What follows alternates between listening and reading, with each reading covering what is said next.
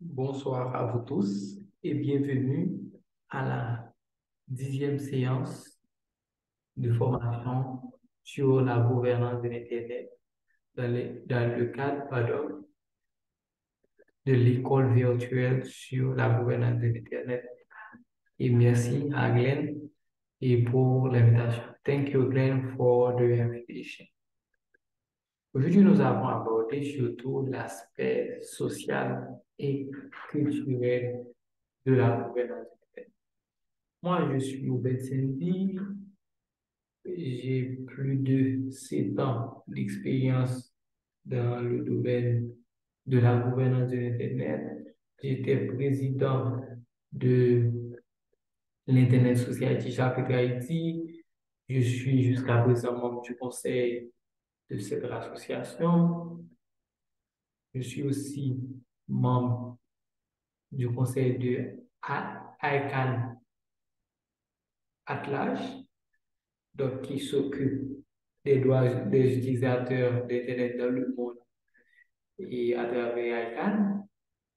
Donc, c'est ça, un peu de mots. J'ai aussi des années d'expérience comme chargé de communication, comme et responsable de communication et de plaidoyer. Donc, au sein des institutions privées et des institutions internationales aussi. Donc, comme USAID, l'UMOS Foundation. Donc, c'est ça. Et donc, j'ai une licence en éducation et une maîtrise en communication publique et lobbying. Je suis auteur de deux ouvrages, l'un sur l'utilisation des réseaux sociaux à des fins de plaidoyer et de communication, l'autre aperçu de la gouvernance de l'Internet Haïti dans le monde. Merci, j'espère que cette séance vous aide à maîtriser mieux l'aspect socioculturel de la gouvernance internet. Si vous avez des questions, n'hésitez pas à me les envoyer par email ou à les poser dans les forums. Merci beaucoup.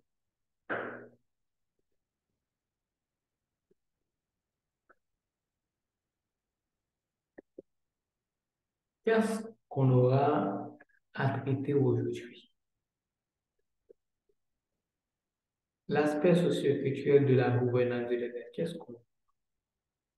On voit les droits humains, on voit la politique de contenu, les politiques de contenu, on voit l'éducation, on voit le multilinguisme et diversité culturelle, on voit les défis publics mondiaux. Donc, ce sont tous ces points qu'on aura à aborder aujourd'hui. Merci de votre attention. Internet, un phénomène socioculturel. Internet a un impact considérable sur le tissu social et culturel de la société moderne. Parfois, nous nous contentons de l'aspect technologique. Aspect technologique. Donc, disons, on a, et- en fait, c'est la révolution technologique. Internet permet de connecter et peu importe où. C'est,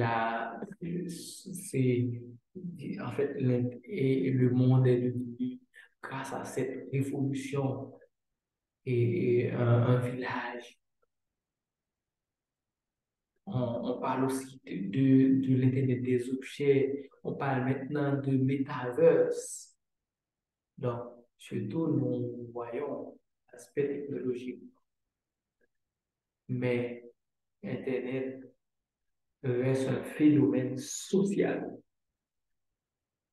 Parce que sans, oui, la technologie est là, mais la société y est aussi. Ou les sociétés, y sont aussi.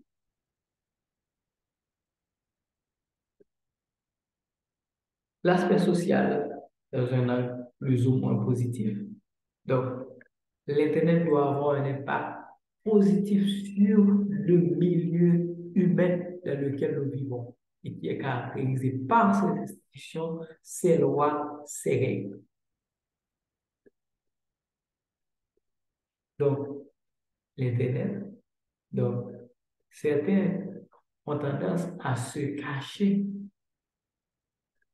et derrière leur smartphone pour,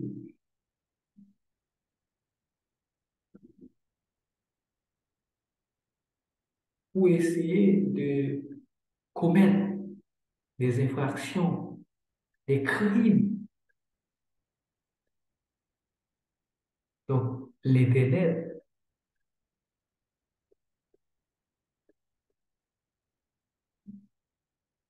ces infractions, il faut qu'il y ait des moyens de les traiter.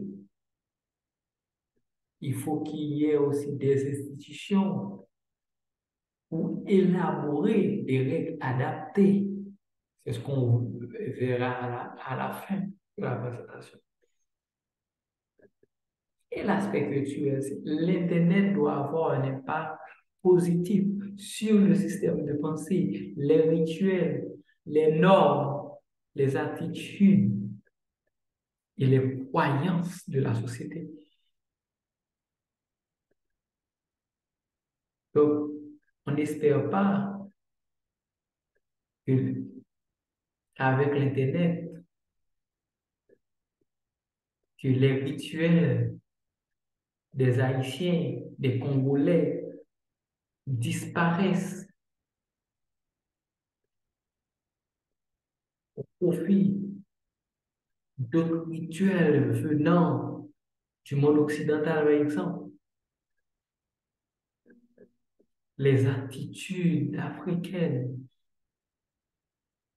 Donc, l'Internet doit être un, un pilier où repose la diversité culturelle.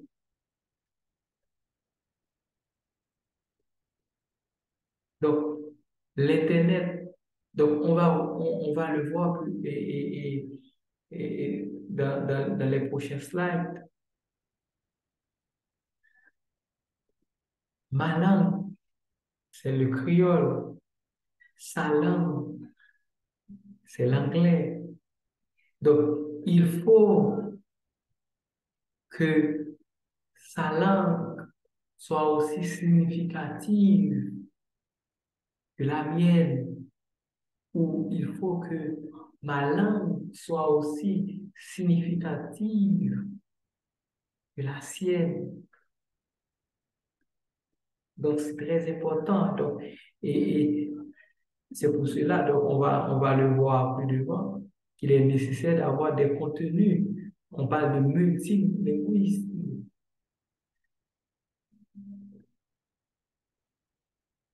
Allons-y. Le premier aspect à traiter, c'est les droits humains. Les droits humains. Internet a un impact sur les droits humains suivants. La protection de la vie privée, la liberté d'expression, le droit à l'information, les droits visant à la protection de la diversité culturelle et linguistique, les droits des minorités, ainsi que le droit à l'éducation. Et l'autre sujet important, quand on parle des droits humains, on parle aussi de la neutralité, droit à l'accès à Internet, liberté d'expression, respect de l'anonymat. Donc, quand on parle de la neutralité, la cybersécurité, le contrôle du contenu. Donc, on va, on va les développer dans le prochain slide.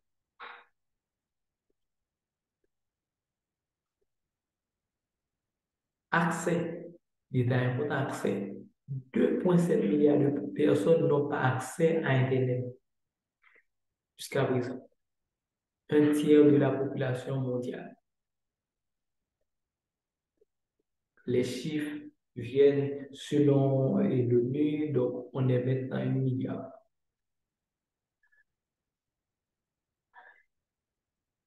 Donc c'est ça. Donc, lorsque vous avez accès à Internet, vous pouvez appeler vous pouvez contacter vos amis, votre famille, vous pouvez vous associer pour créer une association, vous pouvez vous exprimer. Donc, vous pouvez consulter un médecin. Donc, tous ces droits sont violés quand vous n'avez pas accès à Internet. Donc, c'est regrettable qu'on a encore un tiers de la population mondiale ou 2,7 milliards de personnes qui n'ont pas encore accès à Internet. Liberté d'expression.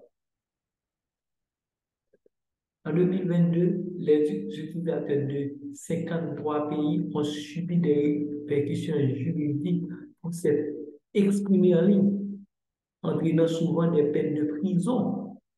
Un nombre record de gouvernements ont également bloqué l'accès à certains sites selon Freedom House.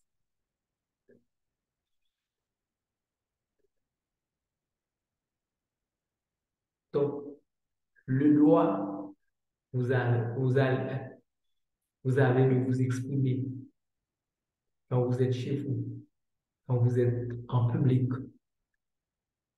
Ce droit est aussi valide.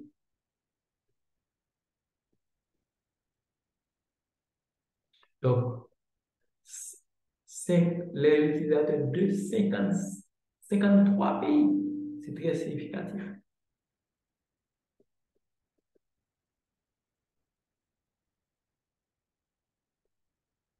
sont parfois emprisonnés.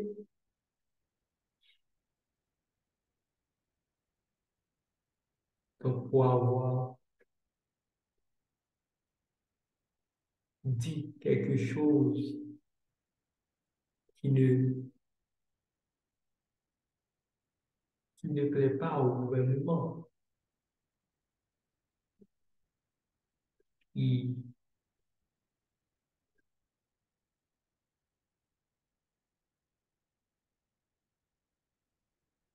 qui ne plaît pas au gouvernement. Donc, c'est regrettable. Donc, et nous avons quand même des exemples. Donc, la liberté de la presse. Donc, c'est parfois illusoire. Donc, des journalistes qui se sont battus pour la vérité en utilisant Internet comme canal pour faire passer leur message, ont été persécutés, tués.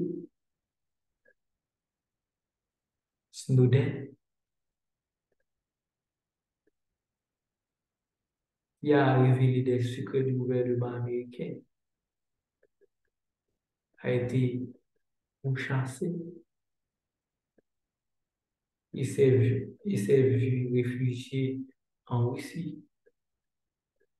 Julian Assange, qui a révélé des vérités sur des crimes de guerre du gouvernement américain. Donc, où est la liberté de la presse, la liberté d'expression? Donc, ces droits, où sont-ils?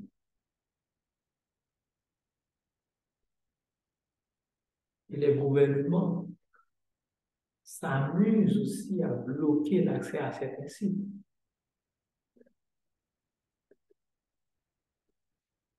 Donc, imaginez que vous êtes, par exemple, en Haïti ou et, au Mali, peu importe, et vous voulez faire des recherches et habituellement, vous utilisez et Google comme moteur de recherche. Mais pourtant, et le gouvernement l'avait déjà bloqué. Donc, vous n'avez plus l'accès à l'information. Et si et votre recherche était pour vous aider à faire vos devoirs, donc cela affecte aussi votre droit à l'éducation, à l'information. Donc, c'est ça. Le droit à l'anonymat. En 2022, l'Inde met fin à l'anonymat en ligne car le gouvernement oblige les fournisseurs de cloud et les opérateurs de VPN à conserver les noms de leurs clients et leurs adresses IP pendant 5 ans.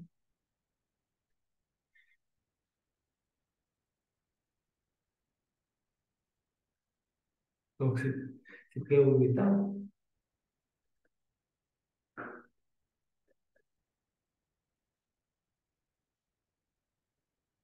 La surveillance de masse. Donc,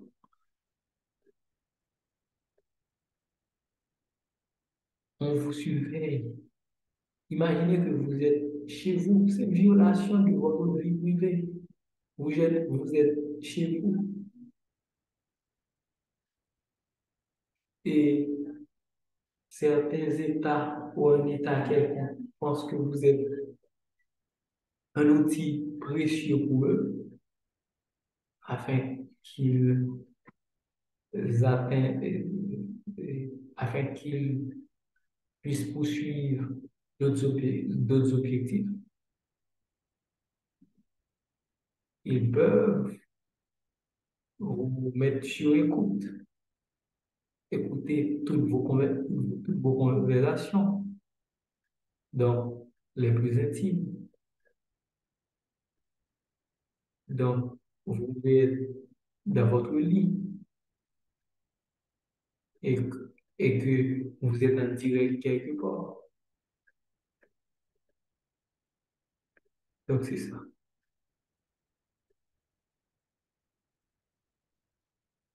Donc, comme on peut le voir, donc certains États, comme les États-Unis,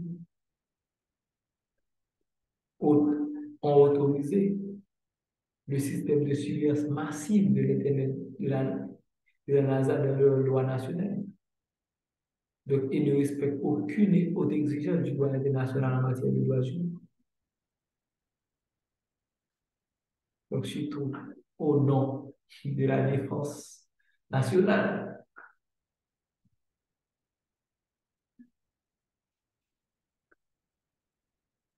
Bon, maintenant, vous avez accès.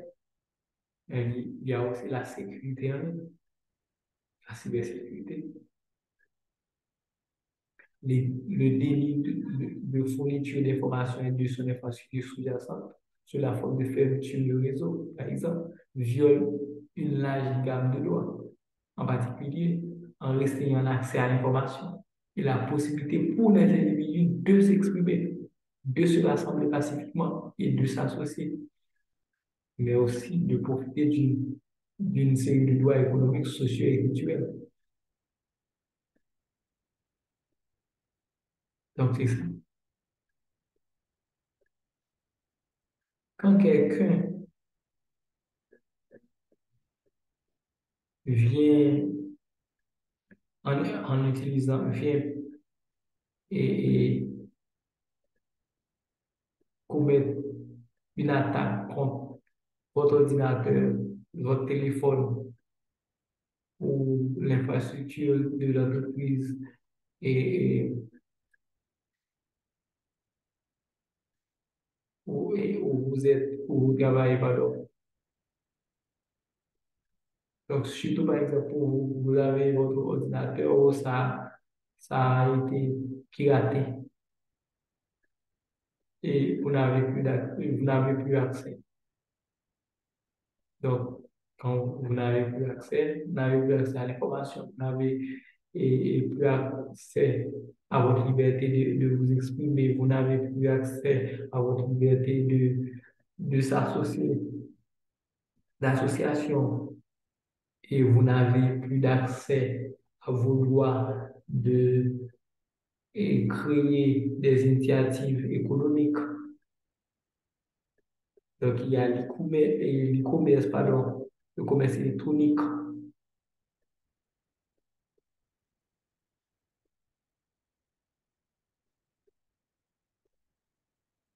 Et vous ne pouvez pas chercher un emploi, vous ne pouvez pas vous amuser,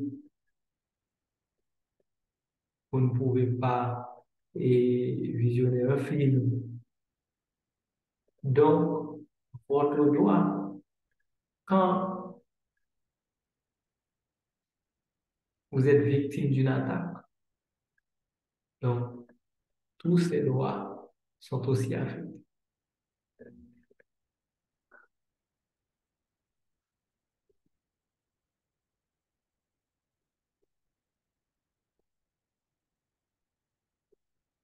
Donc, je pense que ces images vous expliquent clairement les violations de droits. Donc, les pays doivent se doter de cadres constitutionnels modernes pour protéger les droits humains dans leurs instances nationales, tout en se joignant aux conventions internationales pour les violations transnationales. Donc, le criminel peut être en Inde, le criminel peut être en Russie, le criminel peut être aux États-Unis, le criminel peut être en Corée du Sud.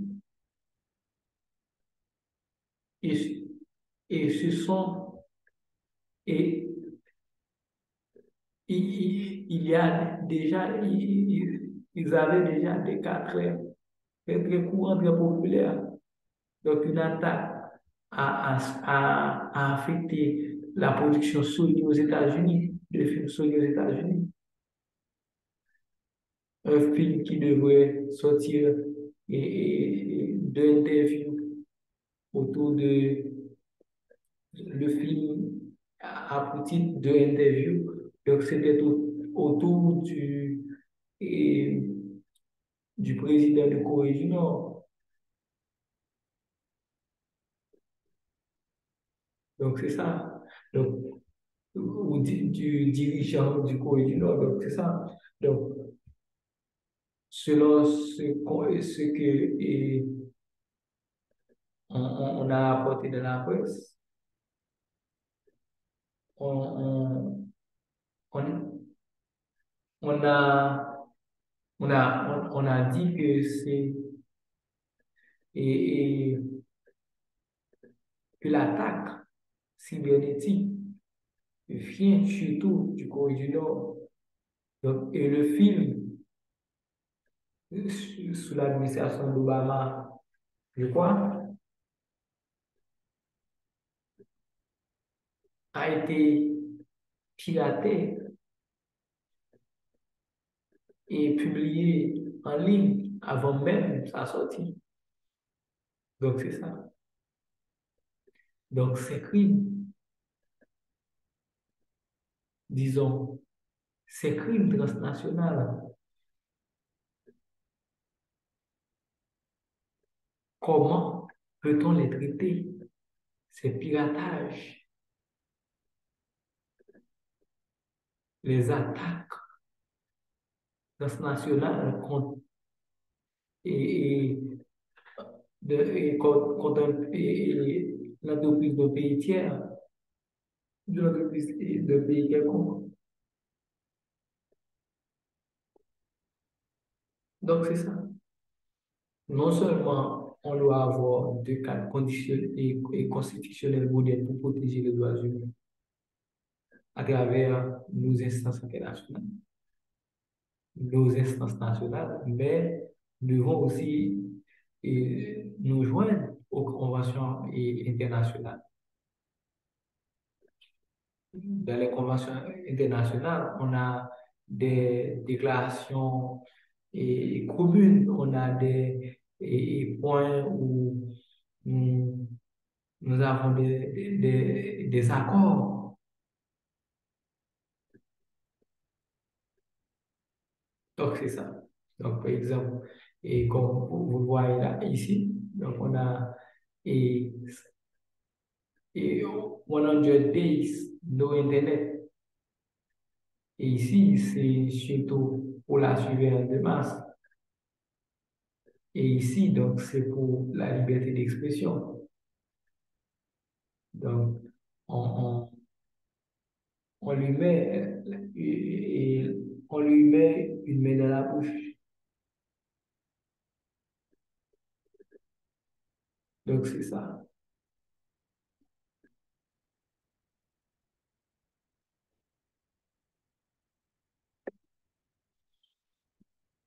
Maintenant, passons aux politiques de contenu. L'une des questions socioculturelles majeures est celle du contenu disponible sur Internet. Elle est souvent traitée du point de vue des droits de l'homme, liberté d'expression et droit de communiquer, du gouvernement, contrôle du contenu, et de la technologie, instrument de contrôle du contenu. Donc, c'est ça. Donc, donc c'est ça. Donc, la politique de contenu ou les politiques de contenu est souvent traitée pour la politique du point de vue des droits de l'homme. Par exemple, la liberté d'expression, le droit de communiquer. Parce que, et en fait, comme vous le voyez, c'est une image et c'est une photo de Donald Trump avec Twitter lui saute, l'oiseau Twitter qui lui saute de la bouche. Qu'est-ce que c'est?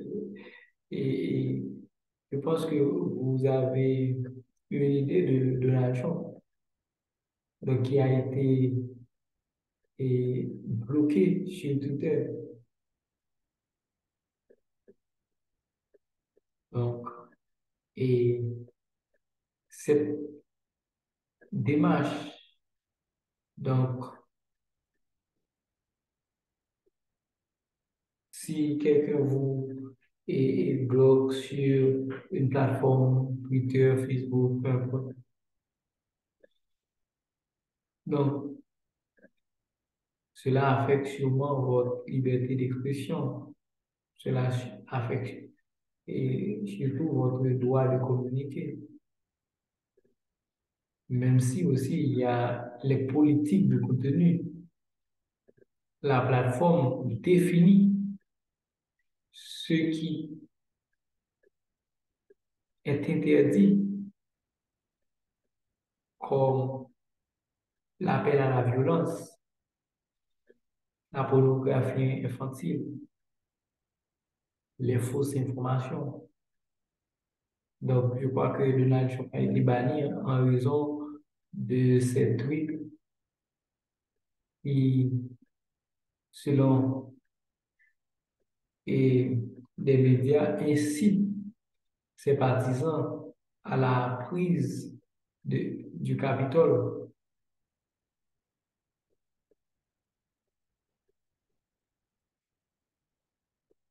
Donc, c'est ça. Et du gouvernement, le contrôle du contenu. Donc, parfois,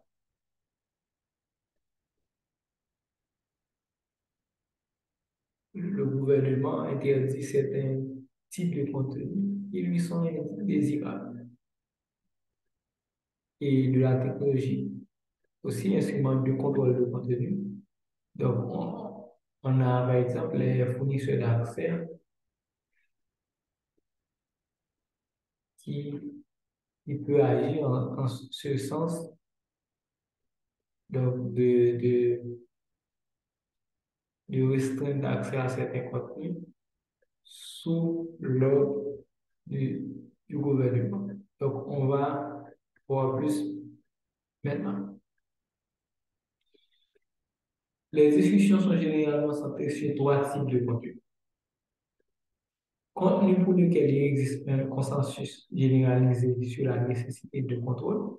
Parmi ces contenus, surtout la pornographie infantile, la justification de génocide et les incitations à l'organisation d'actes terroristes. Contenu sensible pour certains pays, certaines régions ou certains groupes ethniques du fait de leurs valeurs religieuses et culturelles. Les communications mondiales définissent les valeurs locales, culturelles et religieuses de nombreuses sociétés. Et censure politique sur Internet, l'accent sur les institutions qui organisent des activités de censure et de surveillance. Elle est pratiquée en général au niveau des États. Donc, c'est contenu pour lesquels il existe un consensus généralisé sur la série de contrôle. Donc, il y a, en fait, et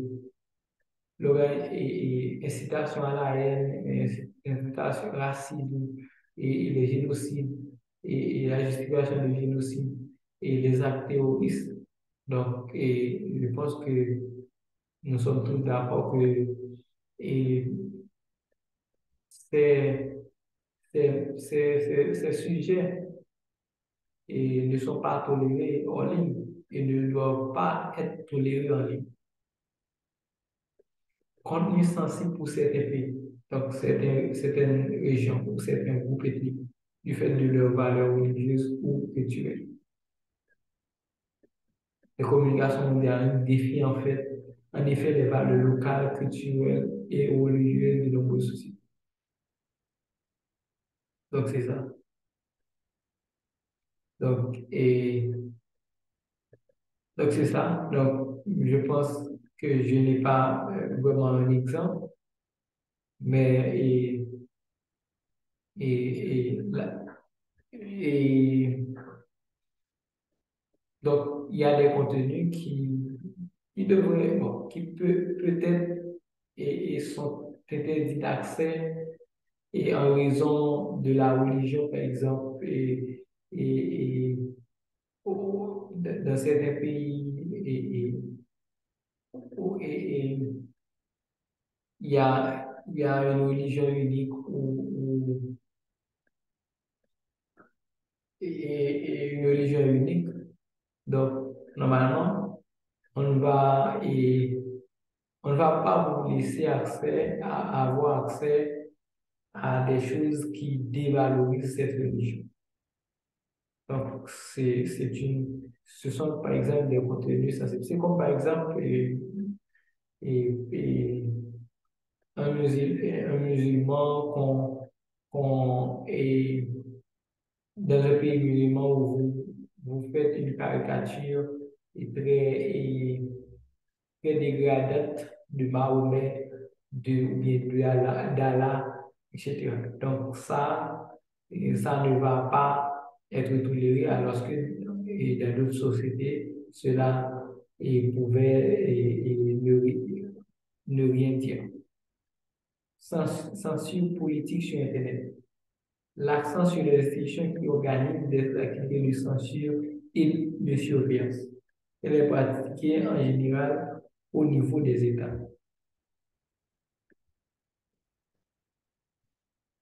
Donc, non, censure politique sur Internet, c'est surtout l'État. Donc, c'est l'État, parfois, et blocage, parfois, et surveillance, parfois, et censure de telle ou telle plateforme, de telle application, et pour telle ou telle application. Donc, c'est ça. Donc, parfois, c'est lié à l'État. Donc, le contrôle de contenu. Donc, on a filtrage gouvernemental du contenu, le gouvernement qui filtre l'accès au contenu, crée généralement un index des sites auxquels les citoyens ne peuvent accéder. Donc, c'est par exemple, dans votre pays, il vous est interdit d'accéder à Google, à Yahoo, à un site quelconque et à Facebook, qui est une plateforme et qui a un site web aussi. Donc, c'est ça. Et filtrage du contenu basé sur la situation géographique. Donc, une autre solution technique consiste à utiliser des logiciels de localisation qui filtrent l'accès à des contenus spécifiques en fonction de l'origine géographique ou de la citoyenneté des usagers. Donc, en fonction de votre positionnement, vous pouvez le voir, vous pouvez ne pas avoir accès à certains contenus. Donc, ces contenus pourraient être plutôt réservés aux pays anglo-saxons et, et donc c'est ça, donc Angleterre, États-Unis, Canada, etc. Donc, et, donc c'est ça. Et donc c'est ça. Et contrôle de contenu par l'intermédiaire de moteurs de recherche. Le moteur de recherche est le baron entre l'usage final et le contenu web. Donc, si par exemple on bloque le moteur de recherche, donc, vous n'aurez pas accès aux autres contenus et web que vous allez rechercher. Donc, vous allez essayer vous les consulter. C'est ça. Donc, le contrôle du contenu a généralement pour volet la liberté d'expression. Donc, étant donné que la politique du contenu est un point sensible pour toute société, l'adoption d'instruments juridiques est vitale. Donc, cette adoption et devrait aussi et se faire par une consultation de tous les acteurs et parties prenantes pour, pour, pour, pour définir les contenus et aider à un monde et à un web plutôt sain et où vous pouvez naviguer en toute sécurité et où vous pouvez apprendre en toute sécurité. Donc, c'est ça. Donc, mais bloquer unilatéralement Internet comme parfois les gouvernements ou l'accès à des sites web ou des applications comme les gouvernements et, et, et le font parfois. Donc, c'est inadmissible.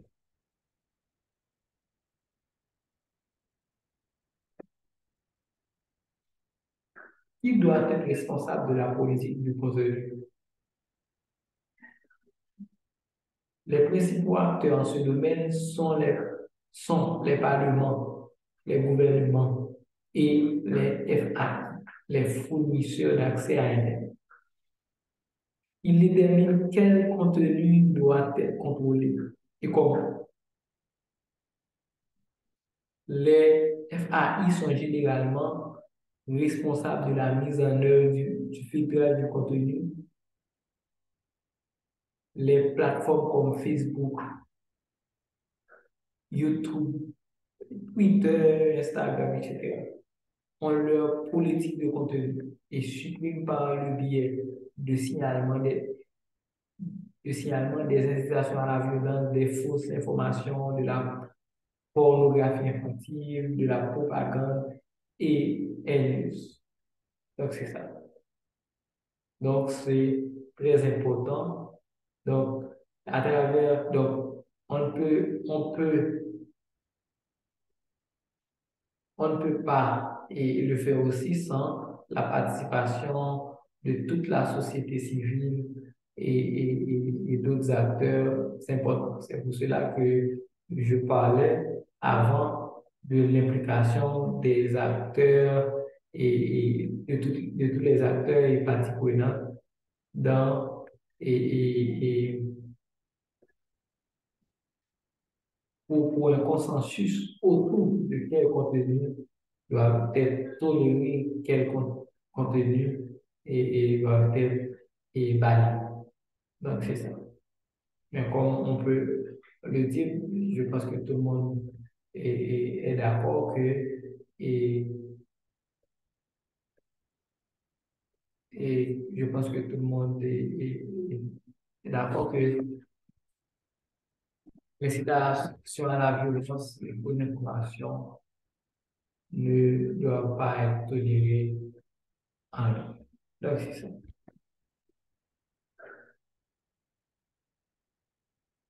Éducation. Donc, ça, c'est encore un autre aspect. Internet a ouvert de nouvelles possibilités en matière d'éducation. L'apprentissage en ligne offre de nouvelles possibilités, notamment lorsque des contraintes temporelles et spatiales empêchent la participation physique à un cours. Donc, non seulement l'Internet permet d'éliminer ces contraintes temporelles et spatiales, mais maintenant, donc et avec Internet, vous pouvez tout faire en ligne. Vous pouvez, grâce à Internet, réussir une maîtrise, un doctorat, un diplôme, même si on doit être clair aussi, sincère aussi, que ce marché est surtout dominé par les universités anglo-saxons. Donc, des USA, de l'Angleterre, du Canada. Donc, avec l'arrivée, par exemple, des MOOC, donc on a Surace États-Unis, on a EDX États-Unis, on a FutureLearn, je crois que c'est en Angleterre, on a Eduli, on a beaucoup de plateformes. On a France Université Numérique pour la France, mais les contenus, les contenus des formations sont surtout en anglais.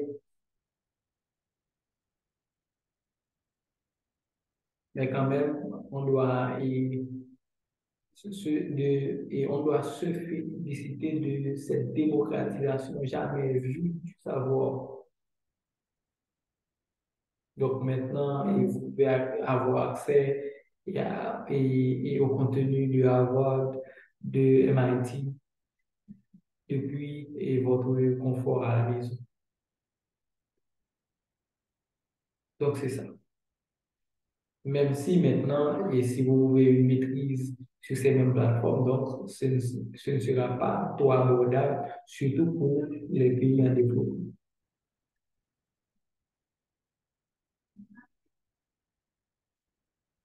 Donc les défis, c'est la question de la reconnaissance de diplôme. Donc c'est ça. Donc, je me souviens de mes premières formations en ligne avec Alison ou d'autres plateformes. Donc, et quand, quand vous, en fait, et vous parlez que vous avez réussi cette formation en ligne, donc c'est comme il y avait un doute. Est-ce que vous avez pu réussir cette formation? Est-ce que vous n'avez pas triché? Est-ce que vous avez... C'est pour cela que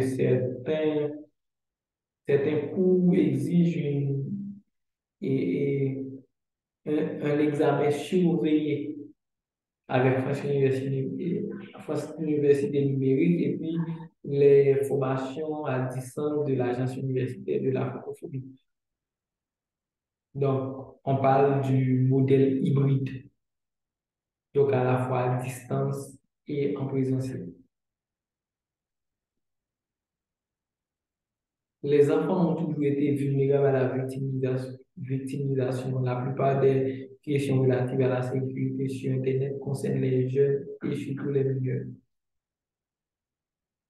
Donc, les enfants, donc si par exemple ils utilisent Internet et Internet pour apprendre, donc ils sont aussi vulnérables à des choses qu'ils ne devraient pas encore voir à leur âge ou à des situations qu'ils sont et, plutôt vulnérables à gérer. Et donc c'est ça, ils sont vulnérables à gérer. Donc c'est pour cela que la sécurité, quand vous parlez de l'apprentissage en ligne, donc pour les enfants, pour les jeunes, mais il faut se soucier aussi de leur sécurité en ligne. Donc il y a la cyberintimidation.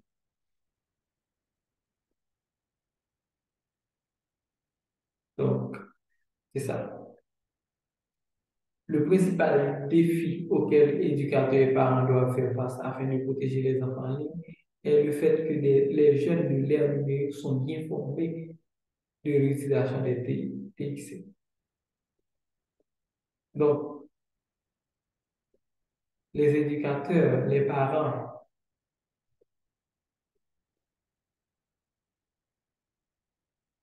doivent aider leurs enfants.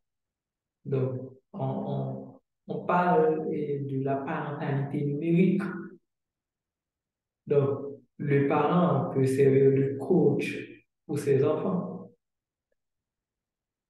afin que ses enfants puissent apprendre en ligne, en toute quiétude, en maîtrisant aussi les enjeux ou et surtout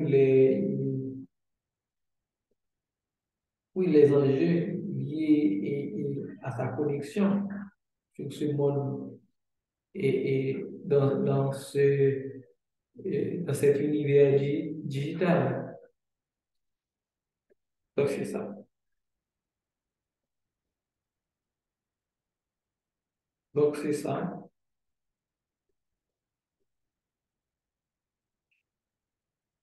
Autre chose, c'est le multilinguisme et diversité culturelle. Depuis ses premiers jours, Internet a été un outil utilisé avant tout la langue anglaise. Donc, la langue anglaise a été priorisée parce que normalement, vous savez que Internet vient des États-Unis avec ARPANET, d'abord ARPANET, puis Internet. Donc, c'était un projet de l'armée américaine, du département de la défense des États-Unis. Donc, c'est ça. Donc, c'est pour cela qu'on peut dire que Internet, au départ, a été surtout dominé, bon, surtout jusqu'à présent, dominé par la langue anglaise. 54% du contenu mondial publié sur Internet est en anglais. Pourtant, 75% de la population mondiale ne parle pas un mot d'anglais. C'est alarmant. Donc, Internet est utilisé par des secteurs plus larges de la société et non par les seules élites nationales. Son contenu doit pouvoir être accessible en plusieurs langues. Donc, par exemple, s'il y a des contenus uniquement en anglais, donc certains pourront jouir de, de son accès à Internet pour, pour avoir accès à ces contenus. Mais si ces contenus sont uniquement en anglais, comment permettre à comment l'aider à maîtriser à maîtriser ses contenus. Donc, même s'il y a, par exemple, des plateformes de traduction et en vogue, mais les contenus ne sont pas toujours des contenus texte, donc contenu vidéo, contenu audio. Donc, c'est plus que ça. Donc, c'est pour cela que je peux dire que c'est c'est votre rôle de produire du contenu dans votre langue. Vous êtes en Libye, produisez pour votre population. Vous êtes en Haïti, produisez en créole haïtien. Vous êtes au Congo, produisez pour votre pays, votre langue natale, produisez en votre langue natale. Donc, c'est ce défi que vous devez relever pour encourager le multilinguisme, pour ne pas laisser la place seulement à la langue anglaise, que 75% de la population mondiale ne parle pas. Une langue que 75% de la population mondiale ne parle pas. D'autres choses, écouter de la musique, lire, en lire la presse ou des livres, fréquentant les lieux de spectacle ou du patrimoine, sont super milliards appareils connectés à Internet. Donc, le COVID-19, comme vous le savez, a stimulé cette transition. Donc, en Haïti, il y avait des concerts en direct.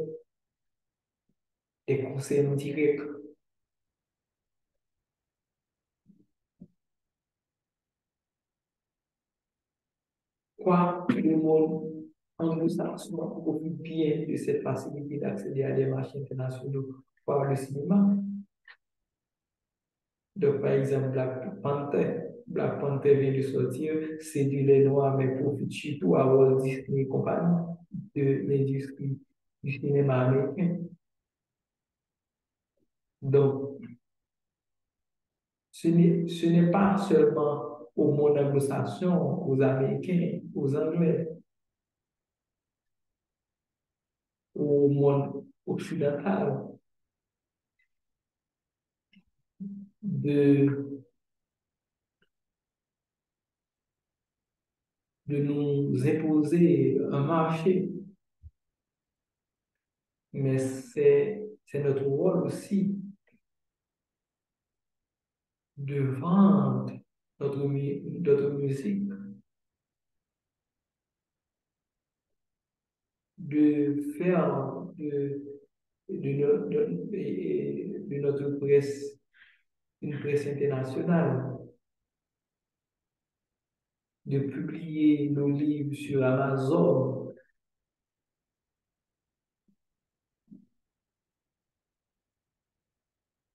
Donc, c'est ça, de vendre et de promouvoir notre patrimoine ou sur notre patrimoine culturel.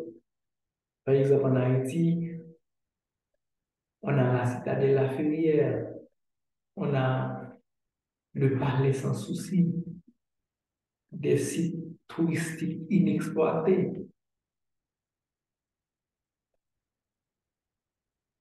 Donc, et je n'ai pas encore et jeté un coup d'œil sur Black Panther, mais on dit que le film est, est aussi quelque chose, soit dans le film on parle un peu de créole dans une séquence ou et quelque chose comme ça. Donc, et Haïti a été représenté dignement. Donc, c'est ça. Certains Haïtiens l'ont dit. Donc, c'est de la même façon que nous devons faire un effort pour mieux vendre notre culture, mieux promouvoir notre culture à travers l'Internet pour encourager cette diversité culturelle. Donc, c'est ça. L'Internet doit aider à accroître dans des proportions considérables la production culturelle de tous les pays. Pas deux pays, pas trois pays, sur un même pied d'égalité. L'accessibilité de la culture et les échanges entre les cultures sont des aspects très présents. Donc, c'est ça.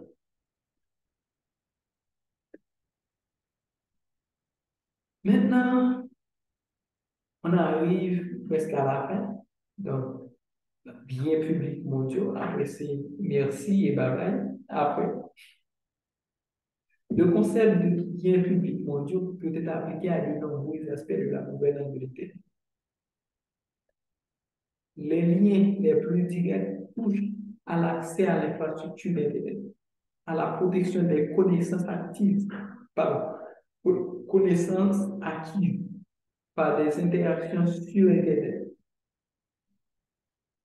à la protection des normes technologiques publiques et à l'accès à l'enseignement en ligne. Donc, c'est ça.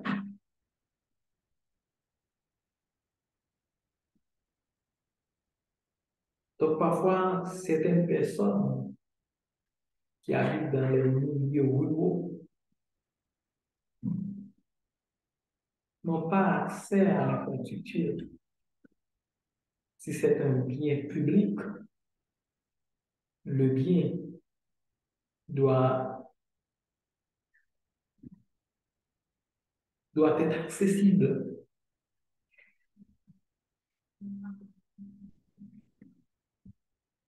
Donc, c'est ça. Donc, comme on peut le dire ici, l'infrastructure d'Internet est avant tout gérée par des entreprises privées. Donc, les entreprises privées veulent faire d'abord leur profit.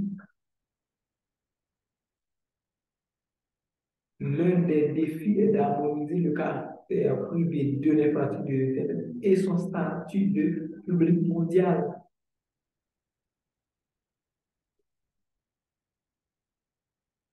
Donc, c'est ça. Donc, c'est de faire en sorte que d'utiliser les fonds d'accès à Internet universel, donc fonds d'accès universel, et le droit que chacun, donc certains pays ont Internet comme un droit, donc le droit d'accès à Internet, reconnaît Internet comme un droit, l'accès à Internet comme un droit. Donc, c'est ça. Et comme on peut le voir aussi, que l'accès à Internet mène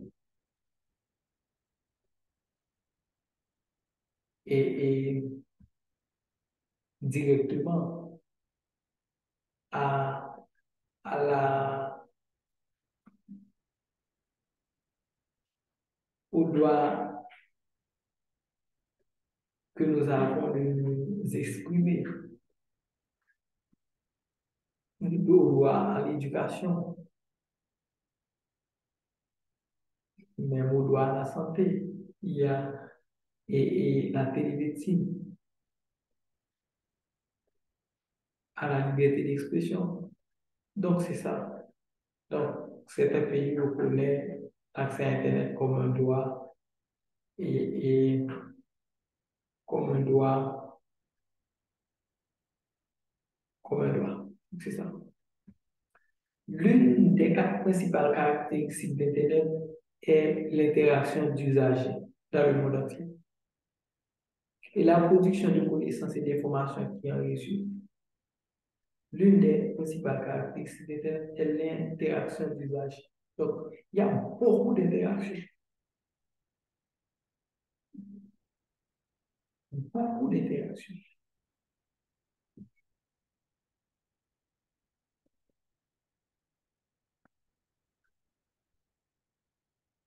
Les échanges sur les réseaux sociaux, sur les réseaux de diffusion, les blogs génèrent des connaissances considérables. À l'exception de Creative Commons, CC, il n'existe pratiquement pas de mécanisme sur la scène du temps l'usage légal de tes connaissances.